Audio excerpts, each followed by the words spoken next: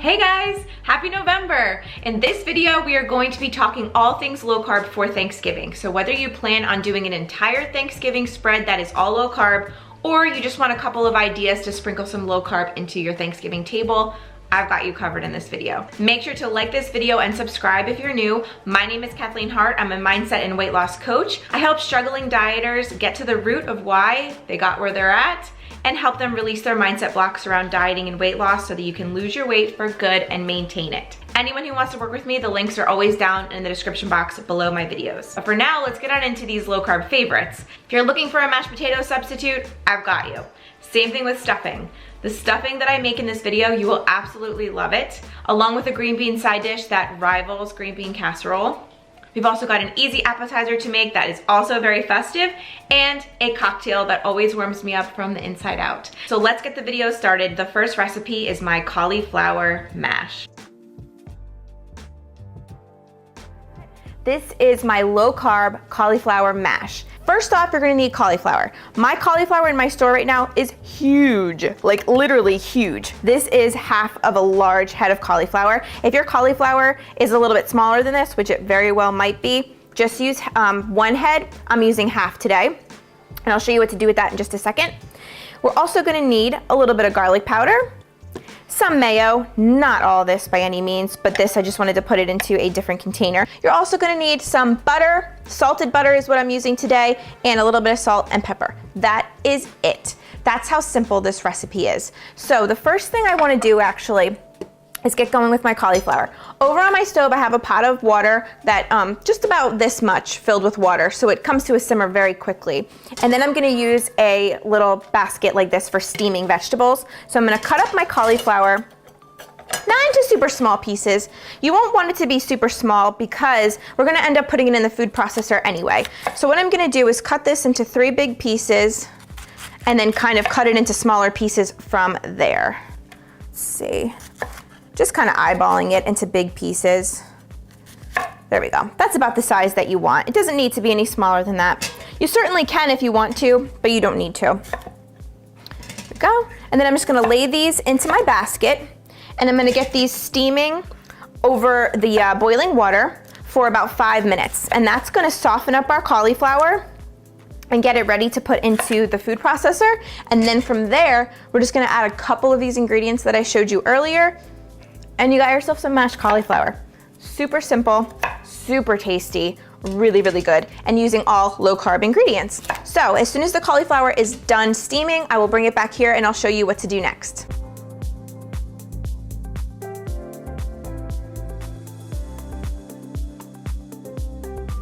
Okay, so I've taken all my steamed cauliflower and put it right into my food processor. This is definitely my favorite way to do it. While the cauliflower is still hot, what you wanna do is take a little bit of garlic powder and just sprinkle it right on top. I like to use like a half a teaspoon to a whole teaspoon.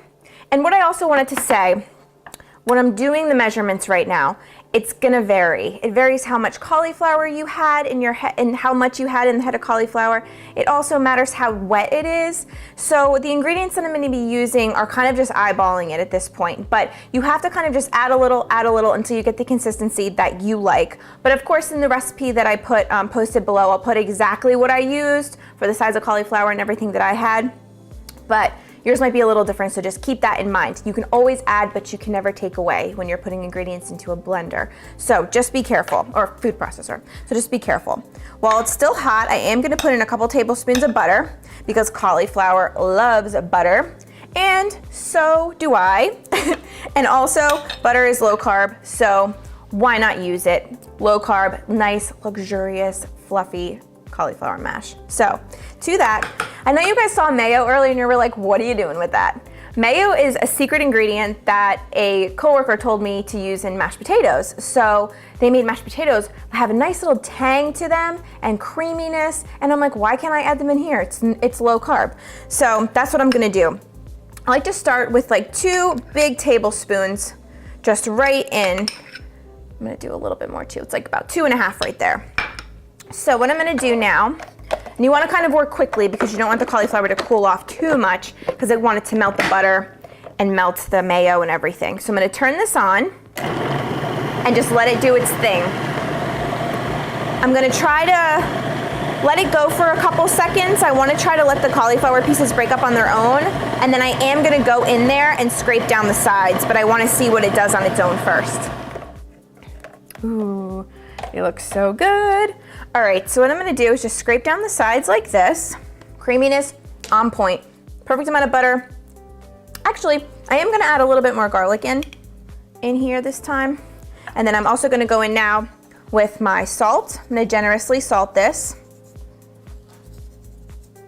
and pepper it.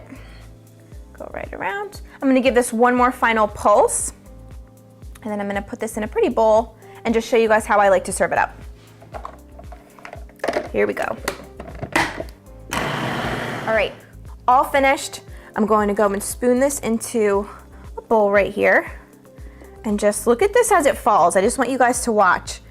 As you're seeing this, do you not realize that this is not potato? I mean, it's just phenomenal. That's why I love this recipe, because it literally mimics exactly the consistency of just creamy mashed potatoes. And the taste, I think, is better. And I've eaten a lot of mashed potatoes in my life, but now, you know, cauliflower is just as good. It's just great. I'll show you guys what I like to do. First of all, I like to just kind of fluff it up a little bit more, like that. And then I like to, at the table, do a little bit of salt right on top.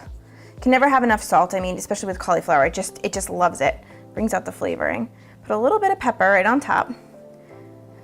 And then just because it's all white, I like to break it up with a little pinch, I mean tiny, of just some dried parsley. Just break it up in your fingers. You could also do chives. You know, it's whatever you have on hand. I happen to have some dried parsley, and I just think that pop of green is just absolutely beautiful. I think it just makes it so like appetizing. And if you didn't know any better, would you honestly think that this wasn't potato? Come in and take a look. I'm going into the serving bowl, guys. I'm digging in. Look at that. Look at that. Holds right up just like potatoes.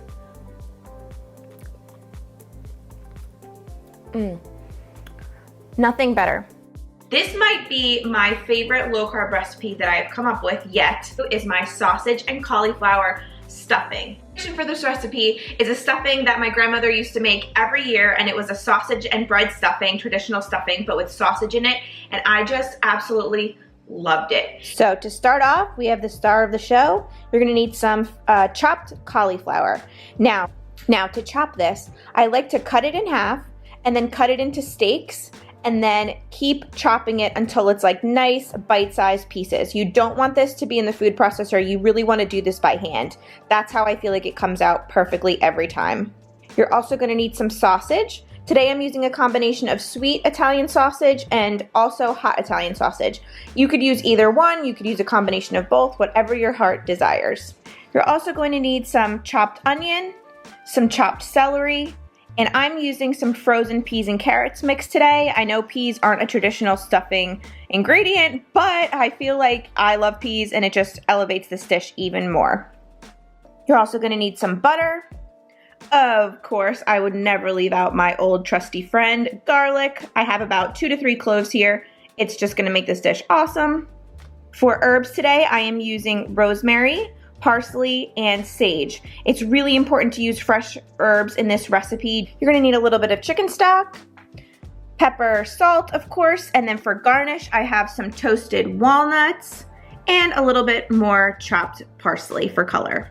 First thing you wanna do is melt your butter in your saucepan, add in your onions and your celery, and then you're gonna wanna stir this around and saute for about 3 minutes until the veggies start to soften.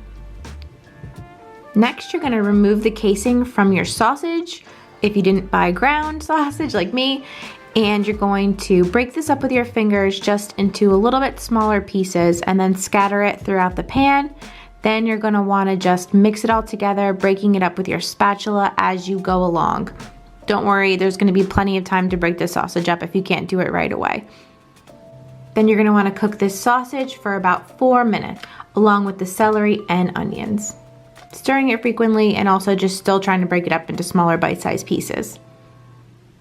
Then you're gonna add in your garlic and stir this around for just 30 seconds until you just start to smell it. Then you're gonna go in with all of your cauliflower and also a little pinch of salt and a little pinch of pepper. Give this a good mix. Try to get everything really well incorporated. And you're going to stir this and cook it for about 8 minutes until all of the veggies soften just a little bit more.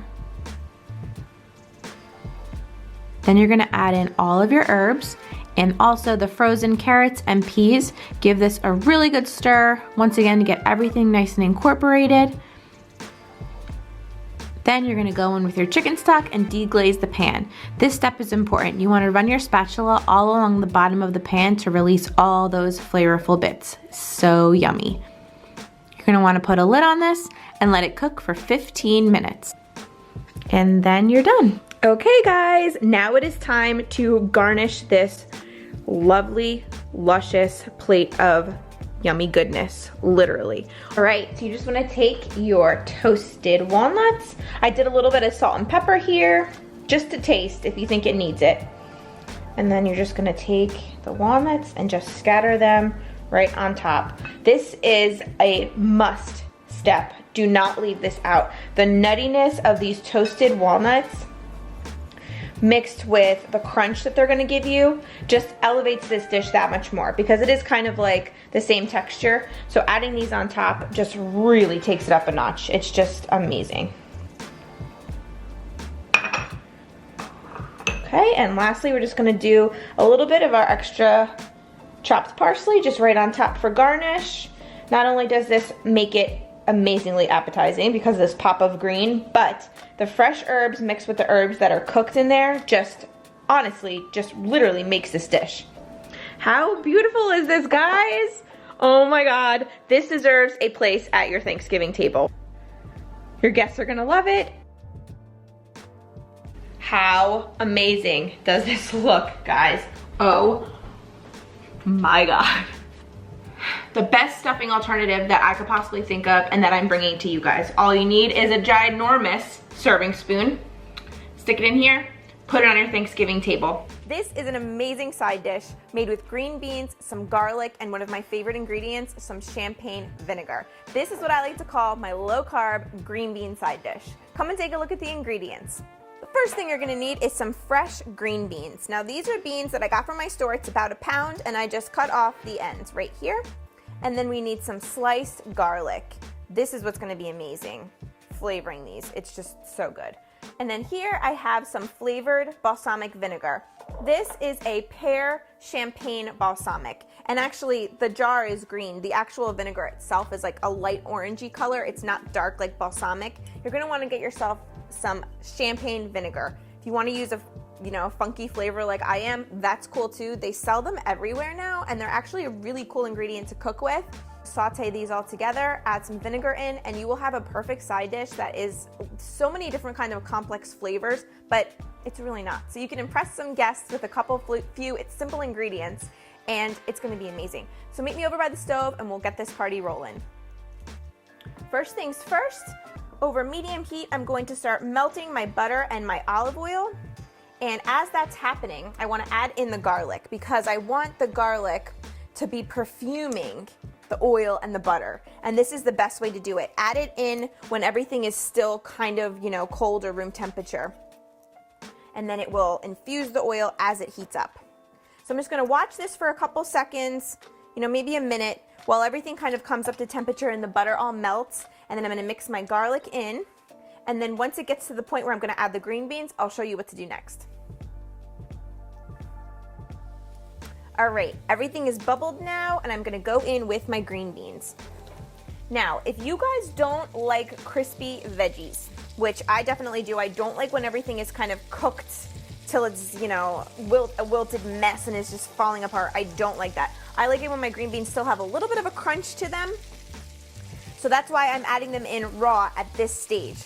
If you like your vegetables cooked more, you could easily blanch these first, and then you can proceed to this step. You can also cook these longer in the pan, but you have to be careful because you don't want the garlic to burn. So if you cook them my way though, they'll be perfect if you like crunchy veggies. So I'm just gonna watch these for about 2 or 3 minutes. I just want them to soften a little bit. I want everything to be coated in that garlic and butter oil. Perfect. I'm just gonna level these out and just kind of babysit them, maybe stir them every couple seconds, but for the most part, I'm gonna leave them alone. And then as soon as they get to the point where I want them, I'm going to add in my vinegar. Right before actually we go away, I'm gonna just sprinkle these with a little bit of salt at this point and some black pepper. Give it one last mix. All right, so now I'm gonna let them sit just for a couple minutes until they're to the crispiness that I like. Then we'll do the vinegar and then we'll literally be ready to serve. That's why this side dish is great. It's super quick too. Okay, the green beans are bright green. The garlic is starting to get nice and golden brown. So this is the time when I want to splash in some of my champagne vinegar. You'll hear it sizzle. Perfect. I love the smell of vinegar, and it's like going up my nose right now. It's so good. Whew. Careful, don't get too close at this point. All right. I only want to cook this for literally another minute because I want some of the vinegar, like the harsh vinegar taste, to kind of cook off, but I want it to also infuse into those green beans. All right, we're done. So turn your heat off. I have a really pretty platter here. I just wanted to show you guys. Just layer them on, and then we're actually going to use what's left in the pan as like a sauce to put on top of them. It's going to be phenomenal. Take a look at how gorgeous these green beans look. So simple, few fresh ingredients, and it's great to utilize an in-season vegetable. That's the best part about this. This platter is gorgeous, but I'm gonna mess it up right now. This garlic on top is just beautiful. Oh my gosh. All right, I'm going in.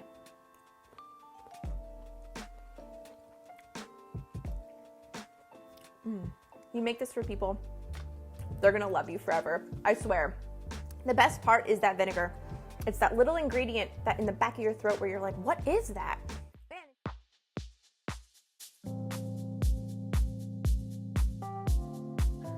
We have, for spices, some minced onion, some dried oregano, crushed red pepper and garlic clove, which are optional. I will explain that later. We have salt and pepper, some pesto, mine is homemade, but you can certainly use jarred, some softened cream cheese already in my food processor, and then we have some Colby Jack cheese and a orange pepper. And then you also are going to need some vegetables that are cut up. I'll show you that later for serving this with. And you're also gonna need a piece of plastic wrap, which I already have waiting for me. So to assemble this, it could not be any easier. All you need is a blender or a food processor. I already have my cream cheese in here. So I'm going to go in with my pesto and all of my spices. Now, I mentioned to you guys that the garlic and the red pepper are optional. Obviously, red pepper, if it's gonna be too spicy, if you're gonna have kids be eating this, definitely leave that out. But, this is a grown-up thing I'm throwing, so we are going to throw it in. Same thing with the garlic. Sometimes that can be overpowering for people. I love garlic. You guys know that. Everybody knows that. So we're throwing it in.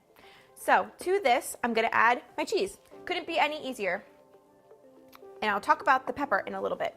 But all we're gonna do now is put our lid on here, and we're gonna pulse this until everything is well combined. Scrape down the sides. This is exactly what we're looking for. So what I'm gonna do now is get myself ready over here, get my plastic wrap ready. It's a big piece because you'll see why in just a second. I'm gonna put it on my cutting board, just like this. Careful not to get it too tangled with itself. Then I'm gonna remove the blade, take my cheese mixture off of the blade because we wanna save every last bit of that. And then taking your bowl, you wanna turn this out into the center of the plastic wrap. Just like that. Get every last bit of cheese out of this. Cool. Already smells amazing. You can just smell the pesto and all of those seasonings. It's gonna be great. So now, there's no pumpkin in this, but we have to form it to look like a ball, like a pumpkin. So, we're gonna take our plastic wrap and we're gonna kind of maneuver this in a way that we can use it to our advantage to form it into a ball. So I'm going to just take that piece and then you can start to mold it with your hands. So I'm just trying to make a loose ball shape. Then you wanna roll up the rest of the plastic wrap.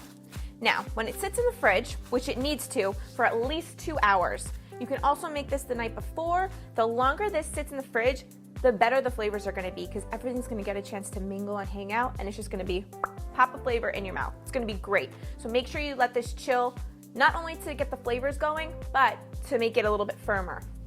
So, and you wanna know what you're thinking. How can it be a ball if it's sitting on the fridge on a flat surface? That's fine, because you'll see when I serve it on my veggie platter that when you put it down anyway, you're just gonna see the roundness on the top anyway, so it's totally fine. And as easy as that was, look at guys, perfect. You could easily double this recipe if you wanted to make a bigger pumpkin ball, but just remember that if you do that, you're gonna need to chill it a little bit longer because it's gonna be a bigger ball, so you're gonna need to firm it. It's gonna need to take a little longer to get firm. Or I like to do, another tip, is make 2 of these so that when your guests are eating it, whatever, and it kind of like, you know, they're eating it apart, you can just bring out another one for the people who haven't seen it yet, and then they can, you know, chow down on the second pumpkin that you made. So, I know what you're thinking. This does not look like a pumpkin, but hang on and I will show you exactly what it looks like and how to make it into looking like a pumpkin. And little hint, it's gonna involve my orange pepper here. So what we wanna do is slice this orange pepper as small as you can. So I'm gonna do small strips first, and then 2 of these strips, I'm gonna get them all in a line, and I'm gonna just go back and forth with my knife very carefully, because I wanna cut these into the smallest pieces that I can.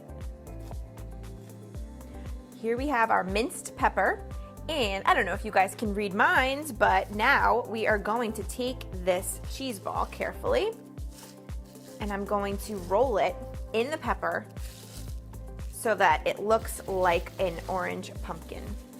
So get rid of that. Okay, here we go.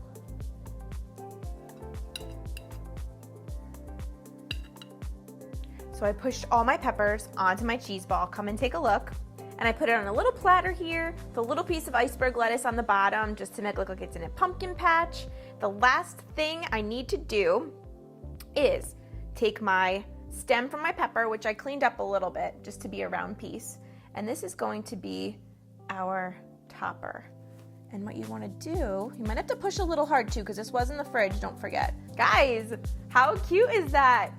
This is the perfect thing to bring to a Halloween party, a Thanksgiving party, any kind of fall festival where you know you're gonna have people who are watching their carbs. I'm gonna take a little bite. Let me see, what do I wanna bite with? I think I wanna bite with a little bit of celery. Right here, I'm gonna take a little piece off the back. Look at that, guys. How cute is that? It really holds up just like a dip.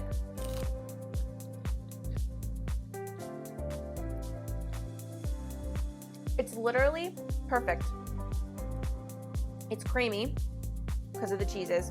The pesto pops right in your mouth.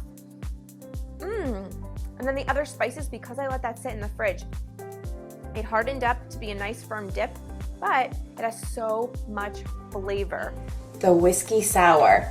This is my go-to drink. It's so simple to make a whiskey sour at home. I'm gonna be using Jack Daniel's today. Use any kind of whiskey or bourbon that you like. That's the coolest part. So we're gonna only be using a shot of it today. Add more, add less, depending on how strong you want your drink to be. We're also gonna be using a shot of water, which I have in here. We're gonna be using 1 lemon. And actually, before I cut it in half, as you can see, some of the rind is taken away. I actually cut a little strip for a garnish. And the last ingredient is that liquid stevia that I've talked about in some of my other cocktails. Now this just really brings the flavors together. We have a lot of acid with the lemon. We got the strong alcohol taste from the whiskey, so we want to have a little bit of sweetener. I love stevia. I love this little liquid stevia pack. Pop it open, squeeze it. I carry this in my purse. I use this all the time. So use your favorite liquid sweetener, whatever that may be. And it's literally going to come together so quick. So don't lose me. Here we go. We are going to put in here a couple ice cubes. All right, perfect. So to my shaker, I am going to add in 1 shot of Jack Daniel's. Use any kind of whiskey you want, use as much as you want or as less as you want, it's up to you. Going in with a shot of cold water, right in. Then we are gonna go in with our lemon. We're gonna do 1 whole lemon juice right in there, perfect. Go on with the next one, great. Whoop. Overflowed a little, that's all right. Now, onto the stevia. This is how little I'm actually gonna use in this drink. I'm gonna do 2 squirts. Ready? Here we go. 1, 2, that's it. I'm gonna put the lid on, and we are gonna shake this up.